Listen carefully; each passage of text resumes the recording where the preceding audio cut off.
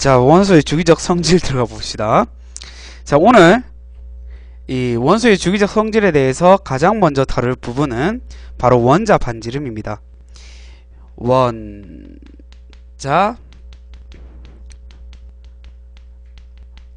반지름. 이 원자 반지름이 무엇이냐? 원자 반지름은 어떻게 정의되느냐? 이 원자 반지름은 사실 매기가 좀 애매해요. 중성 원자 한 개의 경우에 사실 전자가 어디까지 존재한다라고 하는 확률을 딱 끊어서 얘기를 해줄 수 없습니다. 멀어질 뿐이지 이 전자 존재 확률은 분명히 있거든요. 그래서 우리가 어떻게 얘기를 해주냐면요, 같은 원자에서 이 같은 원자로 이루어진 이원자 분자, 예를 들어 원자 핵이 있고 이렇게 원자가 있다라고 얘기를 했을 때 이 두 개가 결합을 해가지고 공유 결합을 해가지고 이원자 분자를 만들었는 거예요. 그럼 이 이원자 분자에서 원자핵과 원자핵 사이의 거리의 반틈, 이 거리를 우리가 바로 원자 반지름으로 매겨주는 거죠. 그럼 이런 원자 반지름을 만들 때 영향을 끼쳐주는 요소들이 어떤 것들이 있는가? 원자 반지름의 보이죠? 결정 요인 세 가지가 있습니다. 자, 첫 번째 결정 요인은 바로 전자 껍질 수입니다.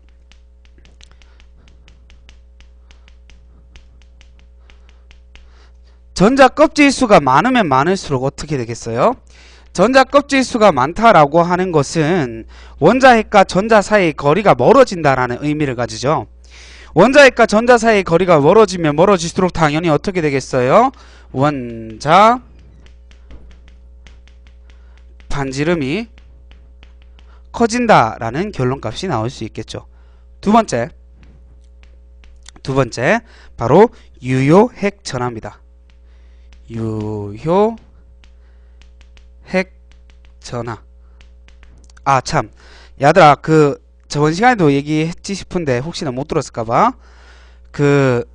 선생님이 유튜브에다가 동영상 올려놨거든요. 찍었는 동영상 올려놓고 그 순서대로 번호를 적어놨어요. 그 빠진 부분의 번호는 선생님이 차근차근 올려줄 테니까요. 유튜브 들어갔고 수이언스 선생님이 이름이랑 똑같죠. 그 수이언스 치면은 사이언스로 이렇게 검색이 되는데 그 맨 위에 보면은 수이언스로 검색하시겠습니까? 떠 있어요. 그 딱 클릭하시면은 선생님이 올려놨는 거 볼 수 있는데 거기 들어가셔서 막바로 보면 이것저것 많이 섞여 있으니까 재생 목록 들어가 가지고요, 그 학년이랑 과목 이름 적어놨거든요. 이 보고 싶은 거 클릭하셔가지고 보시면 되고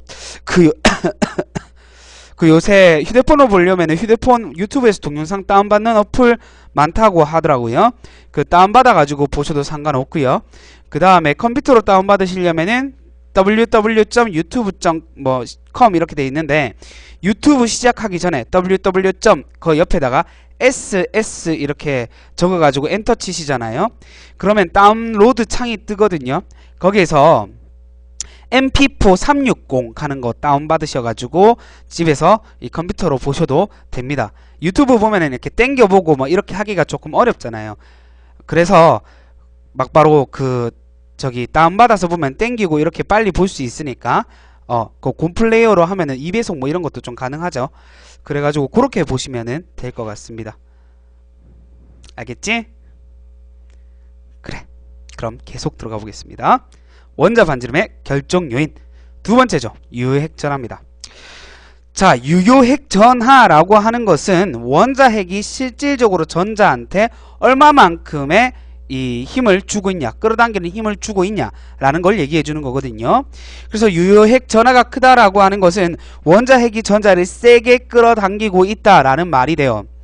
그렇게 세게 끌어당기게 되면은 당연히 원자핵과 전자 사이의 거리가 가까워질 것이고, 그렇게 될 경우에는 원자 반지름이 어떻게 되겠어요? 줄어들겠죠. 가까워지니까. 자, 세 번째 요인입니다. 마지막 세 번째 요인은 전자수입니다. 전자수. 전자수 원자핵과 전자 껍질이 똑같다라고 가정을 했을 때 전자수가 크잖아요. 전자수가 많잖아요. 이 원자핵에 들어있는 양성자의 개수가 똑같고 껍질의 개수도 똑같다라고 얘기를 했을 때 전자수가 많아지면은 전자 사이에 밀어내는 반발력이 생기겠죠. 가로막기 효과라고 불러줬죠. 이 전자들끼리 밀어내는 반발력 때문에 전자들 사이의 거리가 멀어지게 돼요. 그렇게 되면은 원자 반지름이 어떻게 되겠다라는 거죠. 커진다라는 결론값이 나올 수 있겠죠. 그러면 이제 원자 반지름을 보았을 때 같은 주기였을 때 원자 번호가 커지면 어떻게 되는지, 또 같은 조기였을 때 원자 번호가 커지면 어떻게 되는지에 대해서 이야기를 좀 해보도록 하겠습니다. 자, 잠깐 칠판 좀 지우고 갈게요.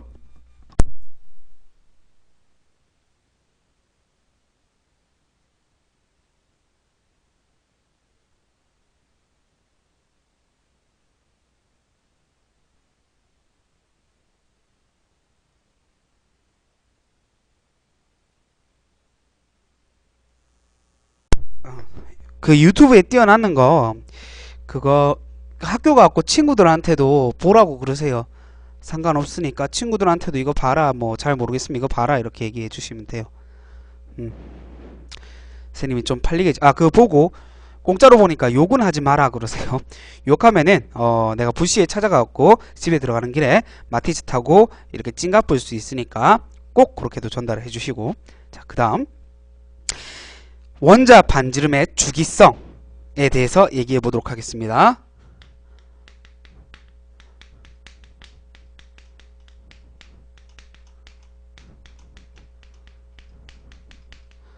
자, 원자 반지름의 주기성, 이 무슨 말이냐면요, 아까 전에 쌤이 얘기했다시 똑같은 거예요. 같은 주기일 때, 그 같은 주기일 때 원자 번호가 커지면 커질수록 어떻게 되냐고. 그럼 같은 주기일 때 먼저 얘기해 봅시다. 같은 주기일 때 원자 번호가 커지잖아요. 원자 번호가 커지면 양성자의 개수가 늘어난다라는 거죠.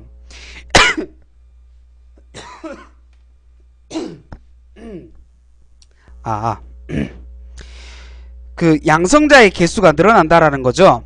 그러면 그렇게 되면은 유효핵 전하가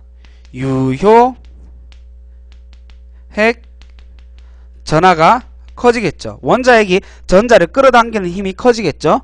원자핵이 전자를 끌어당기는 힘이 커진다라는 것은 아까 전에 그랬죠. 유효핵 전하가 커지면 원자 반지름이 어떻게 된다? 작아진다라 그랬죠. 그래서 원자 반지름은 작아지겠다 이렇게 보시면 돼요. 같은 가로줄에 들어가 있을 경우, 같은 주기일 경우 원자 번호가 커지면은 양성자의 개수가 늘어나서 유효핵 전하가 커지므로 원자 반지름이 작아집니다. 그럼 여기서 우리가 조금 더 신경 써서 얘기를 해주면 유효핵 전하가 왜 커지냐는 거죠. 조금만 더 생각을 해보면 깊게 들어갈 수 있어요. 전자가 많아지잖아, 원자 번호가 커지면. 그러면은 같은 주기라고 하는 것은 같은 껍질의 개수를 갖고 있다라는 거거든요. 같은 껍질의 개수를 가지고 있는데 원자 번호가 커지면 전자의 개수도 늘어나잖아요. 그럼 전자 사이에 밀어내는 반발력도 커질 거 아니야. 전자 사이에 밀어내는 반발력이 커진단다, 야들아. 그럼 당연히 밀어내니까 크기가 커져가지고 이 원자 그 반지름도 커져야 될 거 아니야. 근데 실질적으로는 어떻게 된대요? 원자 반지름이 작아진대. 그 이유가 뭘까요? 그 이유는 원자 사이, 그 전자 사이에 밀어내는 반발력보다 양성자의 개수도 같이 늘어나죠. 원자 번호가 늘어나면 전자의 개수도 늘어나지만 그 양성자의 개수가 늘어나가지고 원자 핵이 전자를 끌어당기는 인력도 커진다라는 거죠. 그래서 이거 두 개를 비교했을 때 누가 더 유효핵 전하에 많은 영향을 끼쳐주느냐를 얘기했을 때 바로 원자핵 사이 인력이에요. 원자 번호가 커지면 양성자의 개수도 늘어나고, 즉 원자핵이 전자를 끌어당기는 인력도 커지고 전자들끼리 밀어내는 반발력도 같이 커지는데, 그 영향을 끼쳐주는 게 원자 핵이 끌어당기는 인력이 더 크기 때문에 전체적으로 봤을 때는 유효 핵 전하가 증가해서 원자 핵이 실질적으로 전자를 끌어당기는 힘이 증가해서 원자 반지름이 작아진다. 이렇게 얘기해 줄 수 있다고요. 뭔 말인지 알겠죠? 자, 그 다음 같은 족일 때 한번 얘기해 보겠습니다. 같은 족일 때 이 같은 족 같은 경우 욕 같다 그지? 같은 족 같은 경우 이 같은 족 같은 경우는 있잖아요. 이 같은 족일 경우는 원자 번호가 커지잖아요. 아, 쌤 아직까지 그 좀 전실 연령이 그렇게 높진 않은가 봐. 이렇게 쌍욕하고 막 똥 뭐 이런 거 들어가면 되게 더럽고 막 이러면 되게 재밌는 것 같아요. 막 그렇다고요. 자, 원자 번호가 커질 경우 어떻게 되겠냐는 거죠. 자, 원자 번호가 커진다라는 것은 같은 족에서는 같은 세로준에서는 원자 번호가 커지면 커질수록 아래쪽으로 내려오죠. 그러면 뭐가 늘어난다라는 거예요? 껍질의 수가 늘어난다라는 거죠. 껍질 수가 늘어나게 되면 당연히 덮고 있는 껍질이 많으니까 원자 반지름도 따라서 커져야 되겠다라는 결론이 나올 수 있습니다. 오케이? 자, 다시 지우고 갈게요.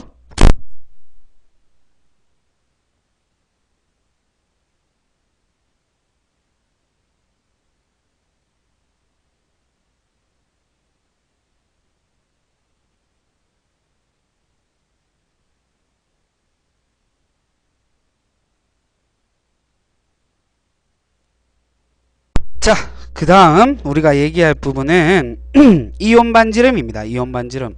이온 반지름은 크게 어렵지 않아요. 자, 중성 원자에서 예를 들어 중성 원자에서 이온이 되었대요. 이온이 됐대요. 어떤 이온이 됐냐면 양이온 먼저 얘기해 볼게요. 양이온이 됐대요. 그러면 얘는 어떤 의미를 가지냐면은 잘 보세요. 예를 들어 나트륨이라고 해봅시다. 나트륨이라고 하는 것은 원자 번호가 11번, 양성자의 개수가 11개라는 거고, 자, 첫 번째 껍질에 2개의 전자가 들어가죠. 두 번째 껍질에 3개의 전자가 들어가고요. 죄송해요. 8개의 전자가 들어가고요. 세 번째 껍질에 나머지 1개의 전자가 들어갑니다. 그래서 총 전자의 개수도 11개, 중성원자가 되겠죠. 근데 중성원자의 같은 경우에는 껍질의 개수가 몇 개예요 지금? 껍질의 개수가 자 이렇게 1개, 2개, 3개를 가지죠.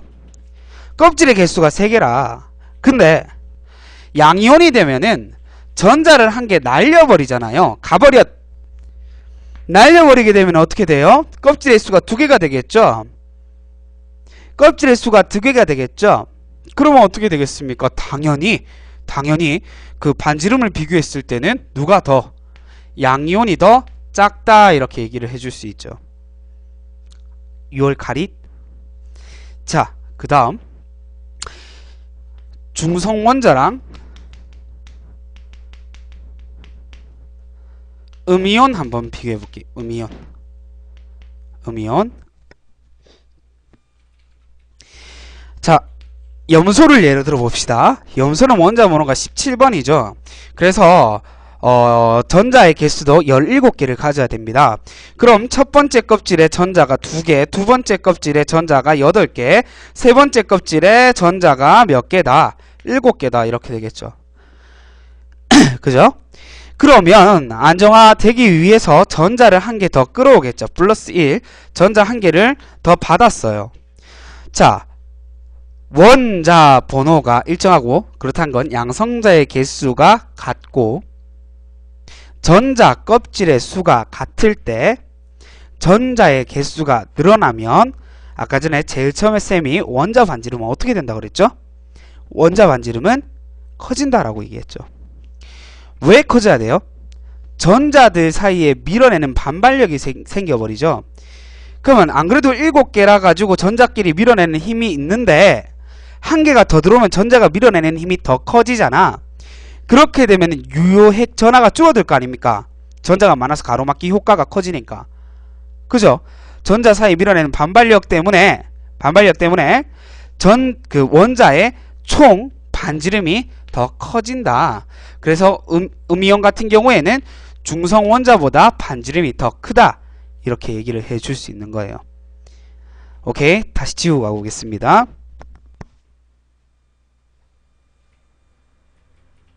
다시 왜 들어왔어?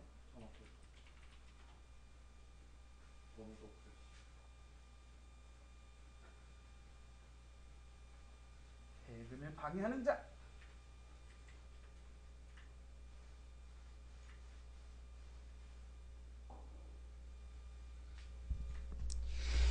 자, 이온 반지름 얘기했는데 아까 전에 쌤이 요것도 얘기한다는 게 좀 깜빡했는데 이온 반지름에서 등원자 이온 반지름은 어떻게 될까요? 등전자 이온 반지름. 등전자 이온이 뭐냐면요, 다른 이온인데 전자의 개수는 똑같은 거예요. 예를 들어서 얘기해 볼게요. 뭐를 예를 들어 본담? 그 산소하고 플루오린 예로 들어볼게요. 산소는 원자 번호가 8번이에요. 그리고 이온이 될 경우에 전자 2개를 얻어요. 그럼 원래 중성일 때 전자가 8개였는데 2개를 얻으니까 총 전자수가 어떻게 돼요? 10개죠. 그죠? 플루오린도 얘기해 볼게요. 플루오린은 원자 번호가 7번이에요. 거기에 얘가 이온이 되면 전자를 1개 얻어요. 1개. 이런 생략하죠, 위에. 1개 얻게 되면 O라고 적었네. F죠, F. 자, 플루오린은 원자 번호가 7번인데 전자를 1개 얻어요. 그럼 총 개수가 또 몇 개가 됩니까? 8개가 되죠. 전자의 개수가. 참 7번이 아니고 9번이죠. 지금 적고 나서 지금 보네. 자, 원자 번호가 9번이에요. 그럼 총 전자의 수가 9죠. 9개죠. 9개에서 전자를 1개 더 얻으면은 전자의 개수가 또 10개가 되겠죠. 이럴 경우 등전자 이온이라 불러줘요. 전자의 개수가 똑같은 이온이라고. 그럼 얘들 같은 경우에 이온 반지름을 비교했을 때 누가 더 이온 반지름이 크겠어요? 당연히 얘보다 더 작겠죠. 즉 산소가 더 커요. 왜 그러냐? 원자 핵을 비교해 봤을 때요, 원자 핵에서 양성자의 개수가 누가 더 커요? 얘가 더 크죠. 양성자의 개수가 1개 더 크잖아. 그죠? 그러면 원자 핵이 전자를 끌어당기는 인력이 얘가 훨씬 더 크겠다라는 거죠. 그죠? 유효 핵전하가 얘가 훨씬 더 크다고요. 그렇게 되면은 세게 끌어당기니까 전자와 원자 핵 사이 거리가 가까워질 것이고, 원자 핵과 전자 사이 거리가 가깝다라는 것은 반지름이 작다라는 의미잖아요. 그래서 얘가 더 크다, 이렇게 얘기해 줄 수 있습니다. 자, 됐고 뒤로 넘기겠습니다. 자, 뒤에 이온화 에너지와 그 다음에 전자 친화도 들어가 보겠습니다.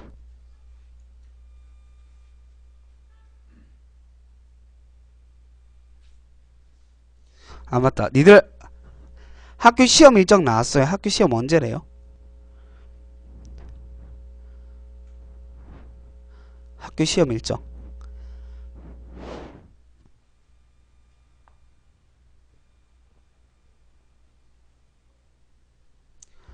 이 죽일놈의 버퍼링.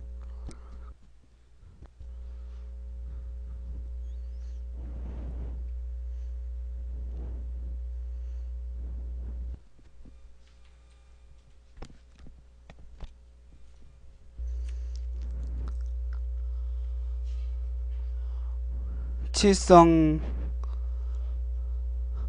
같아요는 뭐야? 칠성 5월 1, 2, 3 같아요. 그 쌤 생일이 5월 1일인데 그거 알고 있으라고요.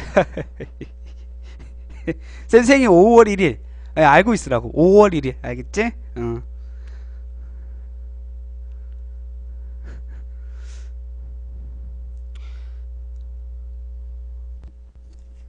아니 5월 2일 말고 5월 1일 1 just 1 5월 1일 그냥 알고 있으라고.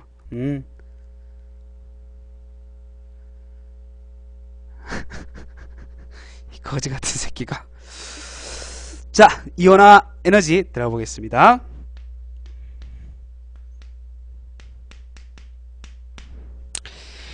이온화 에너지. 이온화 에너지라고 하는 것은 어떠한 얘기냐면은요, 중성원자가 있잖아요. 중성원자. 중성원자한테서 전자를 갖다가 한 개 떼낼 때 필요한 에너지를 우리가 이온화 에너지라 불러줍니다. 이온화 에너지요. 이온화 에너지.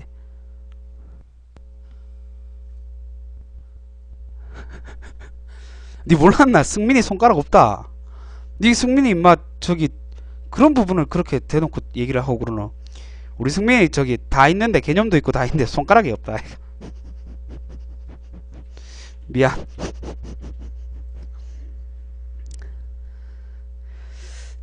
자, 계속 얘기해 보겠습니다. 이온화 에너지라고 하는 것은 중성 원자에서요, 전자 한 개를 떼어낼 때 필요한 에너지를 이온화 에너지라 불러줍니다. 아, 맞다. 10시 반에 시작했죠. 아, 깜빡했다. 11시가 돼갖고 깜짝 놀랐네. 10시에 시작하면 11시가 끝나잖아. 자, 그 다음에 중성원자한테 계속 얘기해볼게요. 중성원자에서 전자 한 개를 떼낼 때 필요한 에너지를 이온화 에너지라고 불러주는데요. 이 이온화 에너지가 작다라고 하는 말은요, 어떤 표현이냐면요, 전자를 한 개 떼어내기가 쉽다라는 얘기죠. 전자 한 개를 떼어내기 쉽다라는 얘기는요, 양 이온이 되기가 쉽다라는 얘기죠. 전자를 쉽게 떼낼 수 있으니까. 그럼 이온화 에너지가 크다라고 얘기를 해버리면은요, 전자를 떼어내기가 어렵다라는 얘기가 되잖아요. 전자를 떼어내기가 어렵다라는 것은 양이온이 되기 어렵다, 이렇게 얘기해 줄 수 있겠죠. 오케이? 그럼 이온화 에너지의 주기성에 대해서도 한번 얘기를 해봅시다. 주기성. 자, 역시나 같은 주기 먼저 얘기해 볼게요. 같은 주기일 때 원자 번호가 커지면 이온화 에너지는 어떻게 될까요?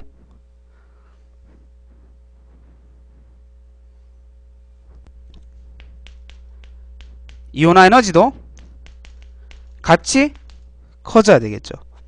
왜 그럴까요? 원자 번호가 크더라고 하는 것은요, 원자 번호가 크다라고 하는 것은 양성대의 개수가 많다라는 거고, 그렇게 되면은 전자를 끌어당기는 힘이 세다라는 거잖아요. 즉 유효 핵 전하가 크다라는 의미가 되잖아요. 즉 세게 전자를 끌어당기고 있으니까 이걸 떼기가 어렵다라는 거죠. 그러니까 이온화 에너지는 커져야 된다, 이 말입니다. 그럼 같은 족일 때는 어떨까요? 같은 족 같은 경우 원자 번호가 커지면 커질수록 이온화 에너지가 작아지겠죠. 이건 왜 그래요? 껍질의 수가 늘어나잖아요. 껍질의 수. 껍질 수가 늘어나 버리니까, 껍질의 개수가 늘어나 버리니까 그 원자핵으로부터 전자가 멀어지게 되고, 원자핵부터 전자가 멀어지게 되면 유효핵 전하가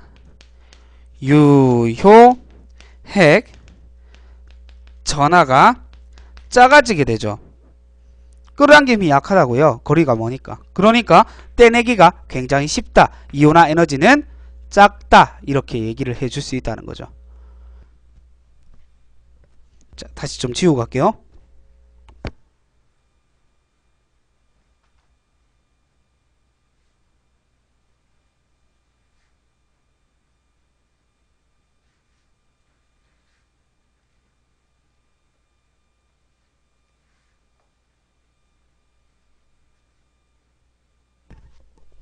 근데요,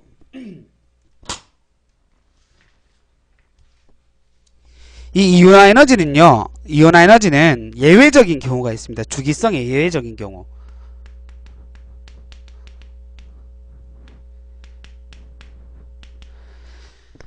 요 부분도 좀 잘 알고 계셔야 됩니다. 예를 들어 베릴륨, 그 다음에 붕소 예를 들어 볼게요. 이 베릴륨이라고 하는 것은 원자번호 4번, 붕소는 5번이거든요. 일단 인마들은 같은 주기에 들어가 있어요. 이 주기에 들어가 있는데, 같은 주기에서 원자번호가 커지면 커질수록 원자핵이 끌어당기는 힘, 즉 유효핵 전하가 커져가지고 이 이온화 에너지가 커져야 된다라고 얘기를 했잖아요. 떼내기가 어렵다라고 얘기했잖아요, 전자를. 근데 얘들 같은 경우에는 좀 예외적인 게, 이건 오비탈 배치를 봤을 때 알 수 있어요. 1s, 2s, 2p 이렇게 적어볼게요. 그러면 원자 번호가 4번이니까 1s 오비탈에 전자 2개 들어가고 2s 오비탈에 전자 2개 들어가죠.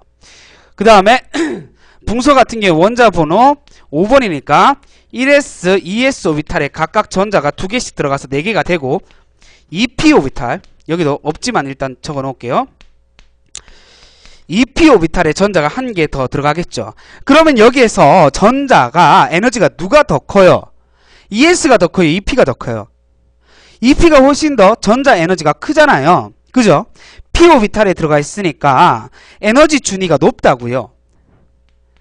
에너지 준위가 높아지죠. 에너지 준위가 높다라는 것은 전자가 에너지가 크니까 쉽게 떼어낼 수 있다라는 얘기가 되거든요. 그래서 원자 핵이 얘가 훨씬 더 원자 번호가 더 커서 끌어당기는 힘이 더 세지만 에너지 준위가 전자 에너지 준위가 이 붕소 같은 경우에 더 크기 때문에 떼어내기가 더 쉽다고요. 이렇게 알고 계시면 되겠습니다. 예외적인 경우. 그 다음에 두 번째 예외적인 경우가 있는데 질소랑 산소입니다. 질소와 산소. 질소는 원자 번호 7번이죠. 그럼 1s 오비탈, 2s 오비탈, 2p 오비탈. 그 다음에 원자 번호 8번인 산소도 같이 한번 그려볼게요. 1s, 2s, 2p 오비탈. 1s, 2s, 2p 오비탈. 오비탈 탈. 자, 7번이면 전자도 몇 개? 전자도 7개. 4개 그리고 전자 7개 그려주시면 3개 남았죠. 그래서 홀전자를 3개를 이렇게 배치해 주시면 되겠죠. 밑에 8번 같은 경우에는 이렇게 4개 그려주시고 나머지 4개는 홀전자 채워주시고 그 다음에 1개에다가 1개 더 전자를 그려주시면 되겠죠. 자, 그럼 이렇게 봤을 때요. 여기 바로 이 부분 이온화 에너지를 비교했을 때 전자를 1개 떼낸다고 생각해 봅시다. 그러면 얘들 같은 경우에는 2p 오비탈 같은 에너지 준위에 있는 이 오비탈에 전자가 좀 거리가 멀죠. 근데 얘는 2p 오비탈에서 전자가 2개 여기 꽉 차져 있기 때문에 이 전자들끼리 밀어내는 반발력이 어때요? 반발력이 더 커진다고요. 전자들끼리 밀어내는 반발력이 더 크니까 쉽게 떼어낼 수 있겠죠. 더 쉽게 떼어낼 수 있다 이 말입니다. 오케이? 그래서 원자 번호가 8번이 더 크지만 오이탈이 배치를 봤을 때 이 전자들끼리 밀어내는 반발력이 산소가 더 크기 때문에 얘 같은 경우에는 주기성에 예외적으로 이온화 에너지가 이 산소가 더 적다 이렇게 알아주셔야 돼요. 이렇게 예외적인 부분 2가지 알고 계시면 되겠습니다. 자, 이온화 에너지였습니다. 지우고 갈게요.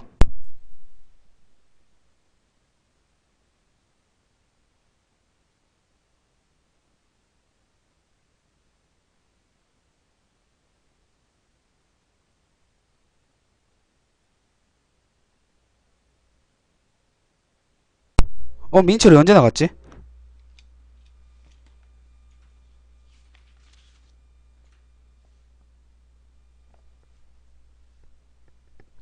자, 다음은 뒷장 넘겨가지고 순차적 이온화 에너지 보겠습니다.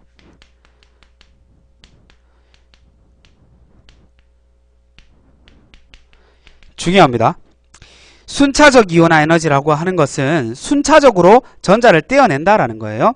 그러면 첫 번째 전자를 떼어낼 때 필요한 에너지, 두 번째 전자를 떼낼 때 필요한 에너지, 세 번째 전자를 떼낼 때 필요한 에너지 쭉쭉쭉쭉쭉 비교했을 때 누가 더 클까요?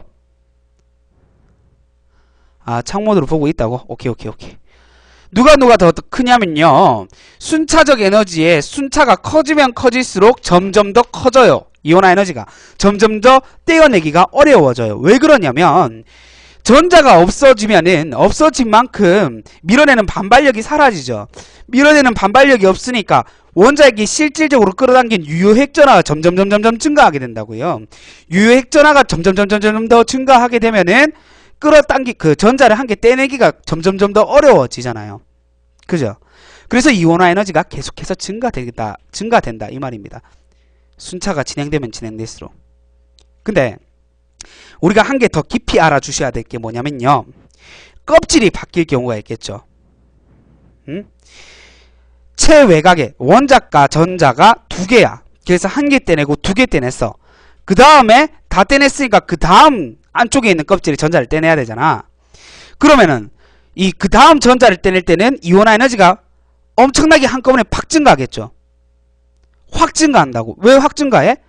거리가 가까우니까 이온화 에너지가 더 크다고. 전자 껍질이 이게 안쪽이라 가지고 원자핵으로부터 거리가 가까우니까 그 이온화 에너지가 한꺼번에 확 증가하게 돼버린다고.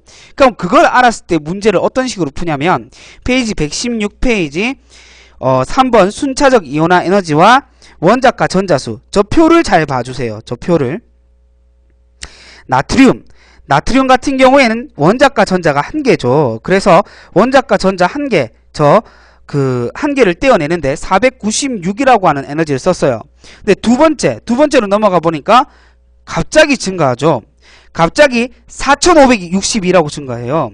그 뒤에 거 보시면 사실 계속 한 2000 그다음에 또 한 약 2000 정도씩 계속 늘어나는데 이 1에서 이 2로 넘어갈 때 두 번째 전자를 뗄 때는 한꺼번에 약 4000 정도의 에너지가 확 증가했죠.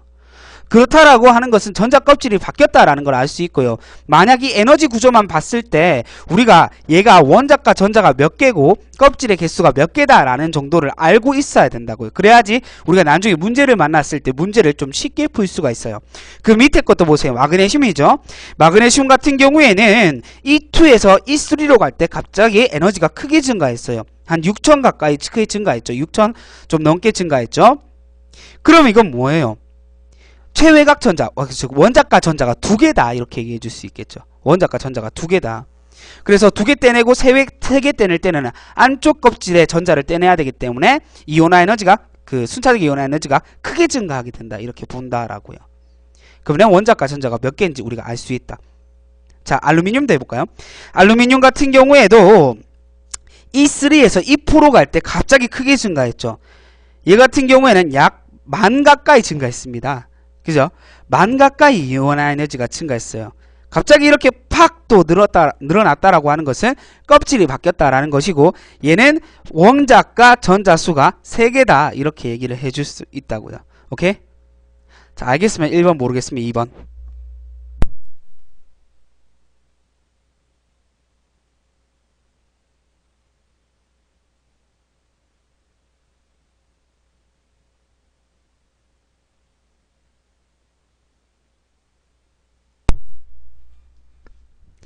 알겠으면 1번 모르겠으면 2번.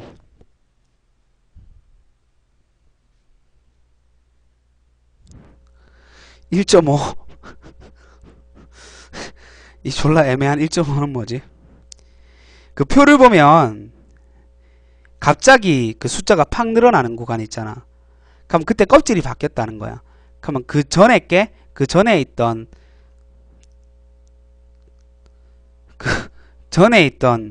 그 전자 개수가 원자과 전자라는 말이야. 오케이? 자, 잘 모르시겠으면 그 주말에 쌤 수업할 때 살짝 오시면 쌤이 가르쳐 줄게. 1.5라니 항상 상상 이상을 뛰어넘는 놈이야. 오케이. 자, 그 다음에 전자친화도 들어가 보겠습니다.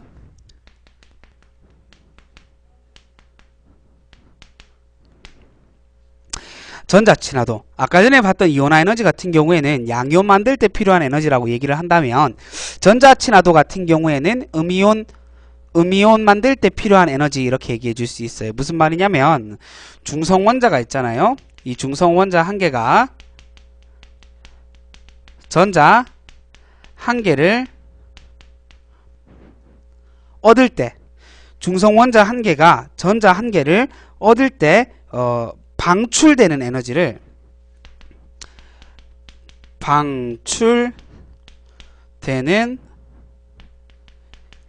에너지를 우리는 전자친화도라고 불러줍니다. 오케이? 그러면 얘도 한번 해봅시다. 전자친화도가 크다라는 말은 무슨 말일까요? 전자친화도가 크다라고 하는 말은 음이온이 되기 쉽다라는 말이에요? 음이온이 되기가 어렵다라는 거예요? 전자친화도가 크다라고 하는 것은요, 전자를 얻기가 쉽다라는 말이거든요. 전자를 얻기가 쉽다라고 하는 것은 음이온이 되기 쉽다라는 것이에요. 오케이? 전자친화도가 크다라는 것은 전자를 얻기가 쉽다라는 것이고, 전자를 얻기 쉽다라는 것은 음이온이 되기 쉽다라고 얘기를 해줄 수 있다고요. 그럼 전자친화도가 작다라고 얘기해버리면은 음이온이 되기 어렵다 이렇게 얘기될 수 있겠죠. 음이온이 되기 어렵다 거꾸로 이렇게 얘기를 해줄 수가 있다라는 겁니다. 그럼 얘도 한번 주기성 들어가 보겠습니다. 주기성.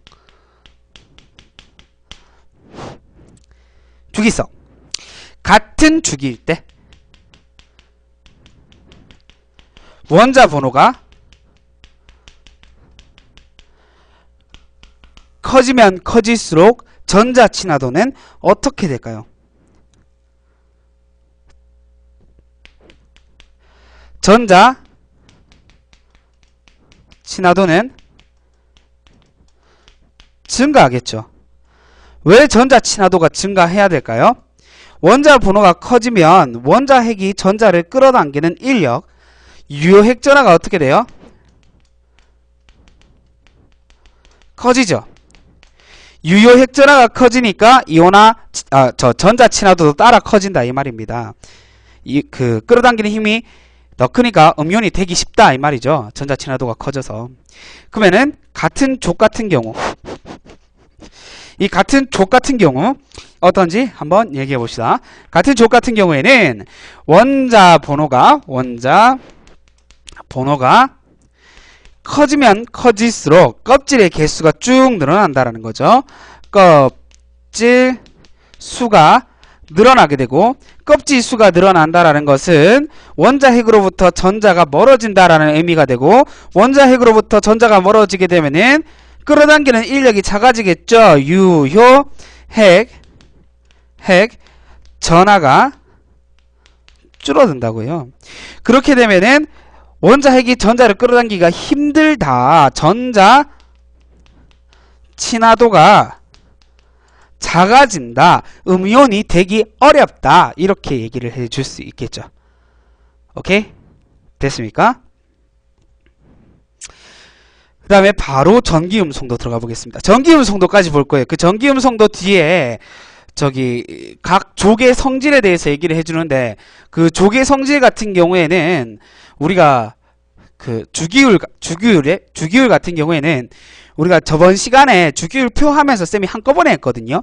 그래가지고 그거는 좀 띵구고 우리가 그 다음 시간에 그 뒤로 넘어갈 거고, 오늘은 전기음성도까지 볼 거예요. 전기음성도 들어가 보겠습니다.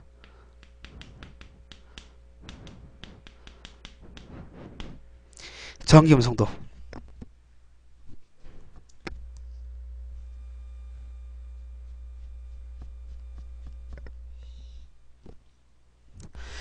전기음성도라고 하는 것은요, 얘도 전자를 끌어당기는 힘인데 그냥 전자가 아니라 전자쌍을 끌어당기는 힘이에요. 우리가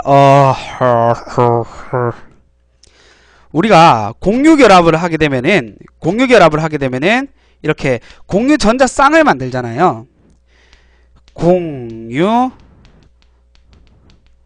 전자 쌍을 만들게 되잖아요. 그 공유 전자 쌍을 원자 핵의 그 양성자의 개수가 다를 경우 끌어당기는 힘이 다를 거 아닙니까? 그 끌어당기는 힘, 이 사이에 인력을 갖다가 수치로 나타내는 거, 수치화 시켰는 거. 아이씨, 글씨가 거지 같아요. 쌤, 안 그래도 글씨를 못 쓰는데 이 칠판이 완전 허근 거라 가지고 수치화 시켰는 것이 바로 전기음성도입니다. 자, 전기음성도라고 하는 것은 이 숫자로 바꿨기 때문에 반드시 그 기준을 매겨가지고 그 기준을 말 그대로 기준해가지고 그 크기를 갖다가 상대적 크기로 매겨줘요. 그래서 그 기준이 누가 되냐면요, 바로 플로린이 됩니다. 플로린, 원자번호 9번인 플로린. 이 플로린 같은 경우에는요, 전자친화도가 4라고 얘기를 하고요, 얘보다 얼마가 더 크냐 얼마가 더 작냐를 숫자로서 매겨주는 거죠. 플로린이 4예요. 그럼 얘도 한번 그 주기성에 대해서 한번 얘기를 해보겠습니다. 얘가 기준이라고. 기준 주기성에 대해서 한번 얘기를 해보겠습니다. 주기성. 그래서 같은 주기일 경우는 원자 번호가 커지면 어떻게 되겠습니까? 원자 번호가 커지면은 원자 핵이 전자를 끌어당기는데 원자 번호가 커진다라는 것은 양성자의 개수가 많아진다라는 것이고, 그렇게 되면 유효액 전하가 증가하게 되겠고, 고로 엄마야 잠깐만 제가 볼게요. 원자 번호가 커진다라는 것은 유효액 전하가 커진다라는 거고, 그렇다라는 것은 전기 음성도가 따라서 커져야 된다라는 말이 되겠죠. 그 다음 같은 족일 때 어디다 쓰지? 이거 지우고 쓸게요.